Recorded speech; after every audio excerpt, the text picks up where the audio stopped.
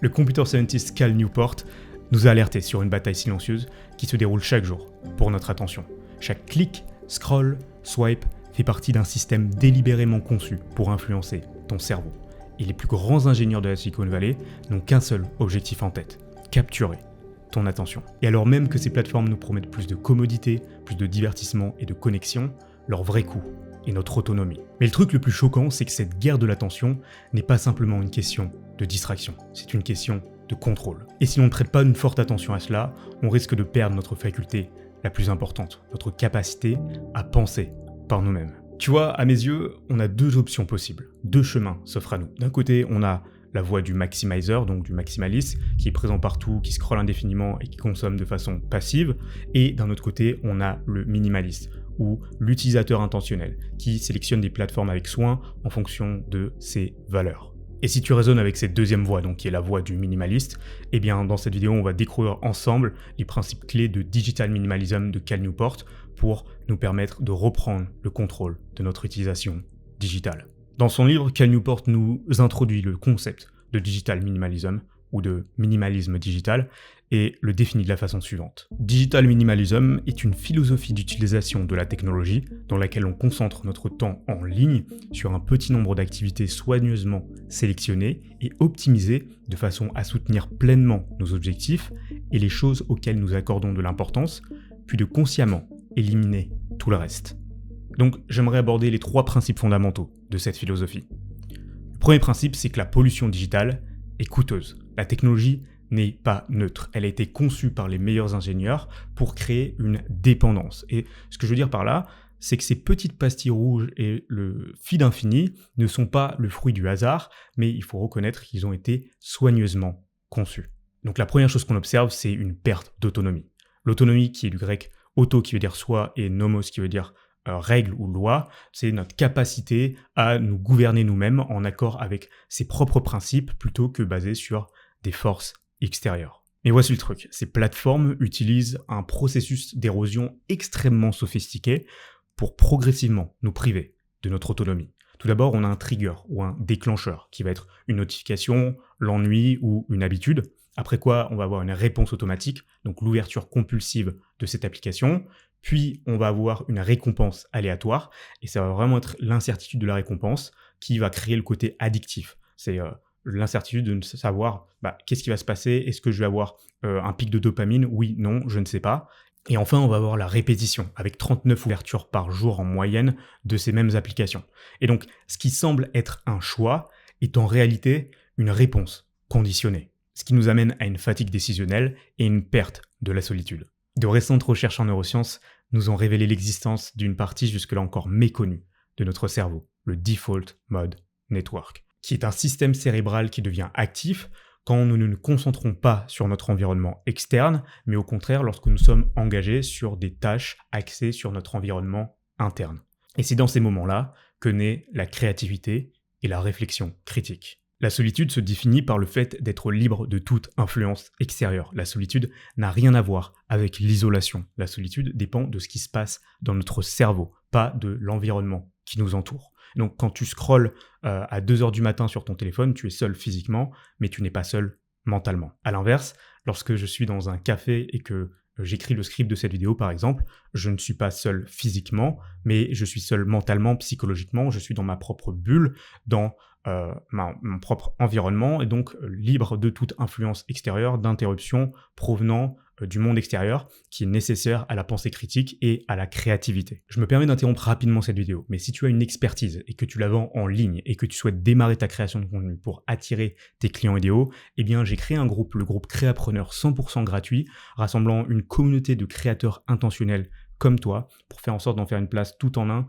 où je t'apporte toutes mes ressources et meilleures stratégies dont tu as besoin pour démarrer ta création de contenu ou passer au niveau supérieur. C'est 100% gratuit, c'est le premier lien en description. Je t'invite à rejoindre cela tant que c'est encore gratuit. Donc sans plus attendre, revenons dans le vif du sujet. Une autre conséquence de la pollution digitale est qu'elle parasite la pensée critique.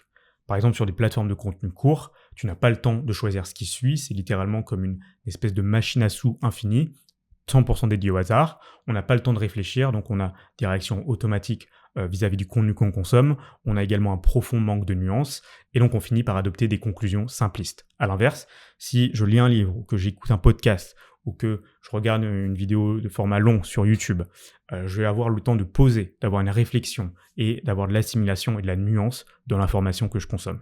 C'est pourquoi le deuxième principe de cette philosophie est que l'optimisation est importante.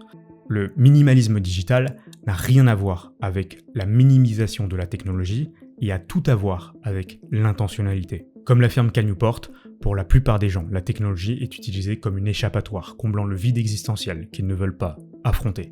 Beaucoup de gens utilisent la technologie comme un mécanisme d'évasion pour échapper à leur frustration, à leur anxiété ou éviter de se confronter à des pensées inconfortables. La solution n'est pas la détox digitale, ni d'aller vivre dans une grotte et de se couper complètement de toute technologie, mais plutôt de l'optimisation digitale. L'optimisation permet de retrouver un sentiment de contrôle. Et donc 2 stratégies s'offrent à nous à cet effet. Tout d'abord, on va avoir d'être conscient de ces triggers, de ces déclencheurs. Donc en ayant une pratique de mindfulness, d'awareness, qui va se décomposer en 3 étapes. Tout d'abord, on va avoir l'observation, la remarque de tes moments de consommation compulsifs au cours de sa journée, et de vraiment pouvoir observer quels sont nos triggers, quels sont les déclencheurs, et à quel moment ou sous quelles circonstances est-ce qu'on va être enclin à utiliser cette technologie de façon compulsive. Ensuite, on va avoir la pause et la réflexion, pour se demander pourquoi est-ce qu'on ouvre cette application. Est-ce qu'on essaie de créer quelque chose de productif ou d'avoir une activité productive, ou est-ce qu'au contraire, on l'utilise pour éviter un sentiment de frustration ou par juste réflexe et habitude aléatoire. Et enfin, on va avoir la réévaluation pour remplacer cette habitude par une alternative constructive, une meilleure utilisation de notre temps et de notre attention. La deuxième stratégie va être adoptée pour un digital declutter ou un désencombrement numérique de 30 jours. Donc c'est une expérience qui a été menée par Cal Newport sur plus de 1600 personnes qui se sont portées volontaires. Et donc les 3 étapes de cette stratégie vont être de 1. Passer 30 jours de pause avec toutes les technologies dites optionnelles, c'est-à-dire de supprimer toutes les technologies qui ne sont pas directement indispensables à notre vie professionnelle et personnelle, donc qui sont vraiment toutes les technologies optionnelles. Ensuite, ça va être 2, d'explorer et de réexplorer des activités satisfaisantes et significatives pour nous dans notre monde offline, pour justement nous permettre de nous engager pleinement dans ces activités-là et de redécouvrir ces activités-là tout en se déconnectant de la technologie superficielle. Et enfin, la 3e étape, ça va être de seulement réintroduire les outils qui apportent une valeur claire pour nous dans notre quotidien. Et sans cette clarté apportée par ce digital declutter, l'attrait addictif de ces plateformes va influencer nos décisions et donc influencer ce comportement compulsif et passif qu'on va avoir vis-à-vis de cette plateforme. L'objectif est de transformer définitivement notre vie numérique. Le 3e principe de cette philosophie est que l'intentionnalité est satisfaisante. L'intentionnalité apporte plus de satisfaction car elle introduit l'ennui bénéfique. Elle réintroduit des phases de vide. Et l'ennui active, comme on l'a vu, le default mode network, notre cerveau, qui est essentiel pour la créativité et la pensée critique. Le problème fondamental de l'utilisation compulsive de nos écrans de verre est qu'il prive notre cerveau de ses bienfaits et empêche l'activation de ce default mode network. Un minimaliste digital commence par une vision claire de ce qu'il souhaite pour sa vie et détermine quelles sont ses valeurs, à quoi est-ce qu'il souhaite consacrer son temps, et part de cette vision pour déterminer quelle technologie il souhaite utiliser. Et donc pour rendre tout cela plus pratique, il va y avoir différents standards, tels des fondations que l'on veut se réappliquer pour nous-mêmes, ainsi que différents critères qu'on va pouvoir utiliser pour méticuleusement réintroduire la technologie. Donc les différents critères du minimaliste digital que l'on veut s'imposer vont être premièrement la pratique de mindfulness, donc qui va être pratiquer ce côté de présence visant à réduire l'anxiété. Donc toute activité qui nous permet de devenir davantage présent. Ça peut être par exemple de boire son café le matin en lisant un livre et de ne pas prendre son téléphone dès qu'on se lève le matin. Ça peut être d'aller marcher, ça peut être d'aller pratiquer une activité physique. Tout ce qui nous permet de nous reconcentrer sur le présent et d'éviter justement de finir dans ces phases de compulsivité. Ensuite, on veut s'imposer un minimum de 2 heures de deep work ininterrompu quotidien. Et par là, je veux dire mode avion, aucune notification ou réponse à des messages pendant au moins 2 heures de sa journée, où on peut se refocaliser toute notre attention sur notre projet en cours, que ce soit au travail, que ce soit un projet personnel ou que ce soit son business, pour vraiment redévelopper une concentration et un focus maximal et sa pensée critique autour de son sujet. Ensuite, on veut redévelopper des activités offline stimulantes. Donc, ça peut être des moments de qualité avec des amis, ça peut être du sport avec des amis, ça peut être tout ce genre d'activité qui va nous rendre notre activité offline davantage stimulante et donc réduire ce besoin d'utilisation compulsive de la technologie. Également, on veut utiliser les réseaux sociaux tel un professionnel, avec des objectifs précis et des limites clairement définies. Et enfin, on veut utiliser la pratique du slow media en se reposant davantage sur des sources de qualité, donc des sources plus longues, ça peut être des livres, des articles, des newsletters, des vidéos plus longues, des podcasts, ce genre de choses. Et donc dans le cas où on va aller réintroduire ces technologies, il va y avoir 3 critères cruciaux par lesquels on veut absolument passer. Le premier critère, ça va être de se demander, est-ce que cette technologie soutient directement une de mes valeurs profondes ? Ensuite, c'est est-ce que cette technologie est le meilleur moyen de soutenir cette valeur ? Parce que peut-être qu'elle va le soutenir partiellement, mais est-ce qu'il n'y a pas une meilleure technologie pour cela ? Et enfin, comment est-ce que je vais utiliser cette technologie à l'avenir pour maximiser ses bénéfices et minimiser ses inconvénients ?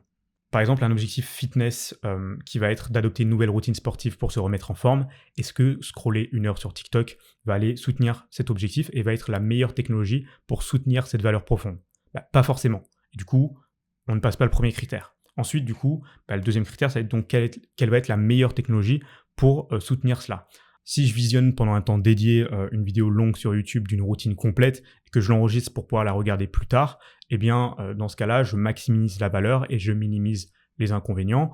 Une autre possibilité de technologie adéquate pour soutenir cette valeur profonde va être par exemple de rejoindre une communauté fitness où tu peux justement créer une connexion avec d'autres personnes ayant des objectifs similaires aux tiens. Avec des règles claires soutenant ta vision, la discipline devient naturelle. Et cette philosophie fonctionne parce qu'elle modifie nos comportements en soutenant quelque chose de profondément positif et durable. Les créateurs intentionnels et les personal brands sont le futur des réseaux sociaux. La consommation et la création ne sont pas 2 choses différentes, ce sont 2 faces d'une même pièce. Si la technologie te semble drainante, c'est peut-être parce que tu es trop éloigné du côté consommateur et que tu veux revenir plus du côté du créateur, mais sans tomber dans les pièges courants. Les réseaux sociaux sont un outil de transmission. Comme l'invention de la machine à écrire, la radio, Internet, ils accélèrent l'évolution humaine par le partage de la connaissance. Alors ce que je nous invite à faire, c'est de rejoindre la résistance de l'attention en devenant un créateur intentionnel, en créant une société digitale de marque personnelle ou de personal brand, partageant des informations précieuses et améliorant directement la vie de leur audience. Dans un monde de 90% de bruit, pour seulement 10% de signal, les personal brands intentionnels seront les personnes qui vont prospérer le plus dans cette sphère digitale. Les gens ont soif de sens, de connexion et de valeurs communes. Et l'objectif d'apporter de la valeur, c'est de pouvoir transposer cette expérience en ligne dans leur monde hors ligne, dans leur expérience directe de leur propre vie et de leur propre réalité. C'est pourquoi je prêche autant le personal branding et la marque personnelle. Il ne s'agit pas simplement de publier du contenu pour le plaisir, mais d'atteindre un objectif. Tout est une question d'intentionnalité. J'espère que cette vidéo t'a plu, qu'elle t'aura parlé et que tu vas pouvoir implémenter ces principes de digital minimalism. Si tu as une expertise et que tu la vends en ligne et que tu souhaites démarrer ta création de contenu pour attirer tes clients idéaux, j'ai créé le groupe Créapreneur 100% gratuit, rassemblant une communauté de créateurs intentionnels. Le premier lien en description et on se dit à très vite dans la prochaine vidéo.